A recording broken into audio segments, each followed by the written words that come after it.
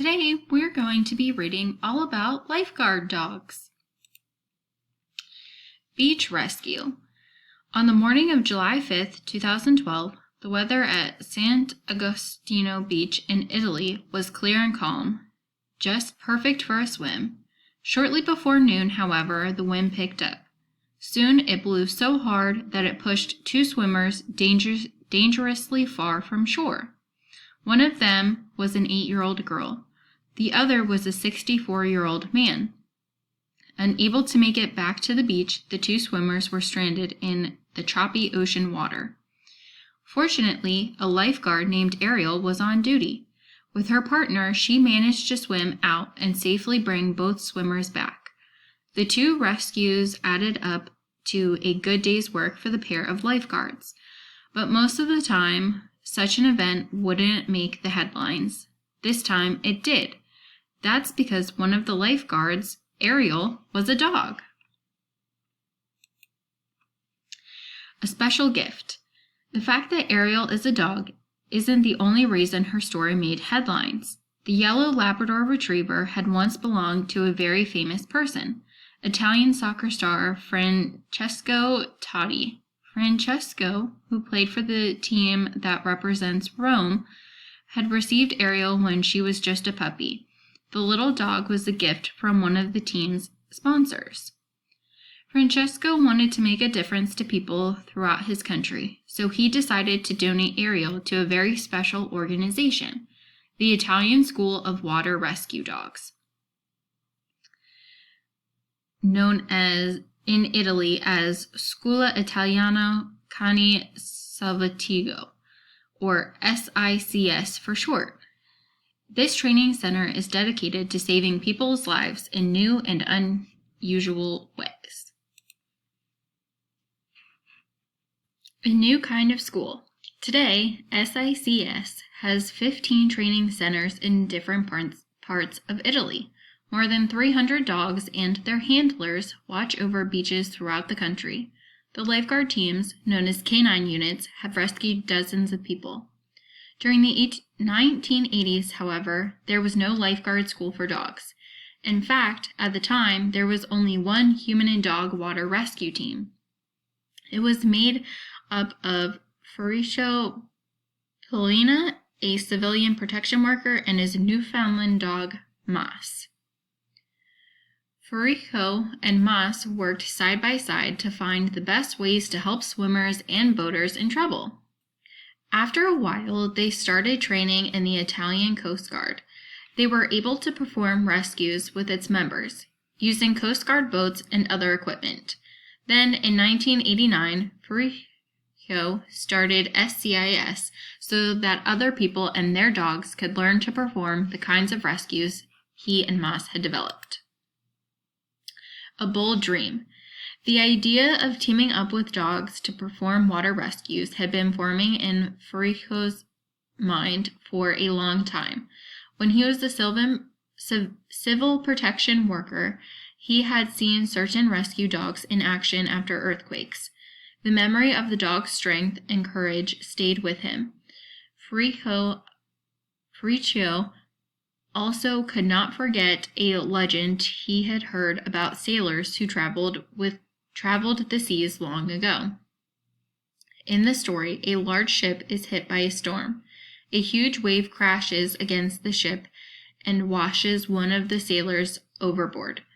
Suddenly, a black shape leaps into the rough waters and pulls the drowning man back to the ship into safety.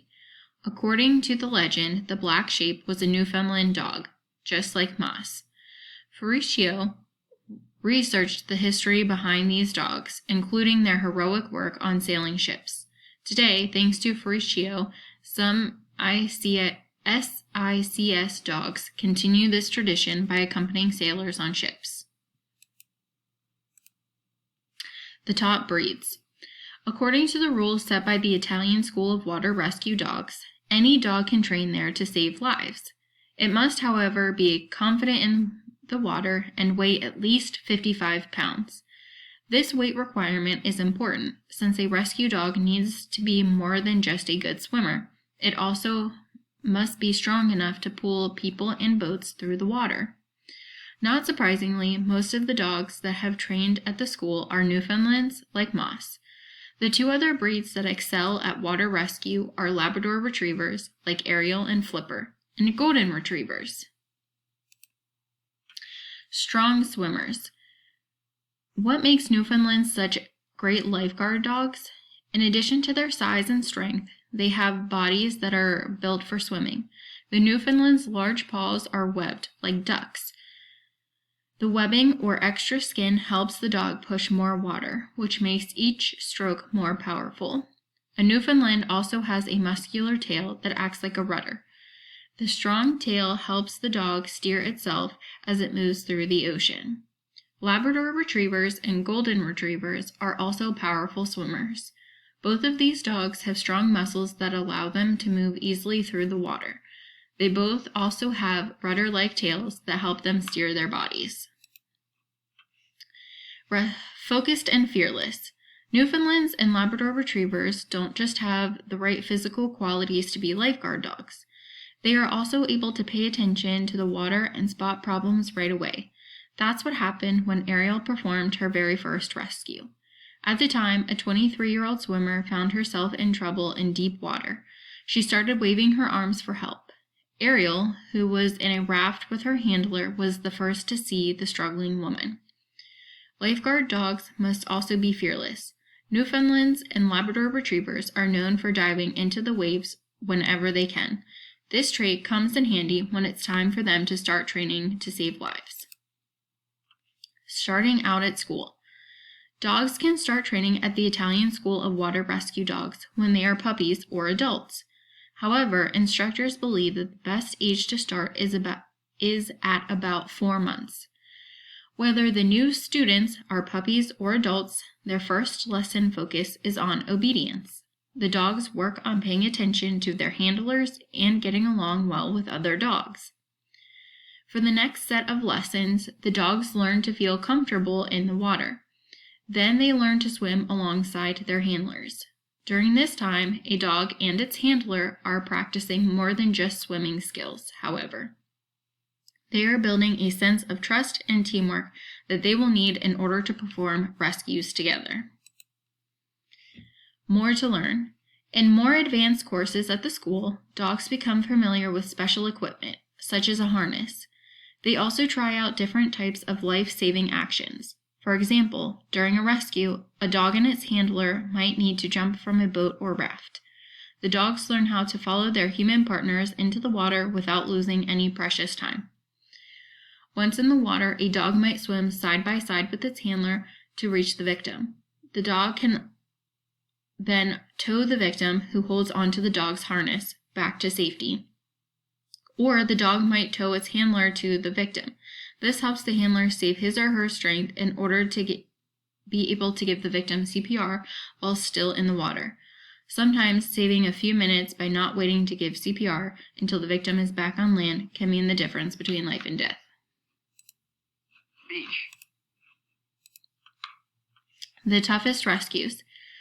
After the dogs at the school are trained and pass their tests, some of them prepare for the most daring and difficult rescues of all. Together with their handlers, they learn how to jump into the ocean from high above the water, either from the decks of large Coast Guard rescue boats or from helicopters. They train for these kinds of rescues in order to get victims who would be hard or impossible to reach from shore. How does the canine unit get back on the boat or helicopter with victims they have saved? In both cases, they need help from the crew on board. This is especially true during a heli rescue, which ends with the air crew using a winch to help lift those in the water to safety. Banned from the beach. Besides Italy, a few other countries in Europe rely on lifeguard dogs to help carry out water rescues. Most of the time, the dogs accompany their human handlers on fast-paced missions. In Italy, the rescue teams use boats or helicopters to reach people who need help right away. Sometimes, however, especially in Italy, the dogs patrol the beaches with human lifeguards. The teams watch and listen for the first signs of trouble. In England, One dog became famous for patrolling the beach. Bilbo, a Newfoundland, was trained by his owner, lifeguard Steve Jamieson. In 2007, a lifeguard dog made headlines when he saved a swimmer. Then, in 2008, something truly shocking happened. Officials decided that Bilbo had to leave because no dogs were allowed on the beach. The next wave? People were upset when Bilbo was banned from the beach. A number of petitions with thousands of signatures on each one were sent to the officials in charge. Fortunately, as a result of the strong feelings people expressed, Bilbo was allowed back. Together with Steve, he was able to visit the beach twice a week to help teach people about water safety. In Italy, lifeguard dogs are also very popular with beachgoers. As a result of the dog's success, perhaps more countries will recognize the special talents of these furry, four-legged lifeguards. Once that happens, dogs will not only be allowed on the beach, they will be welcome there. Thanks for reading today.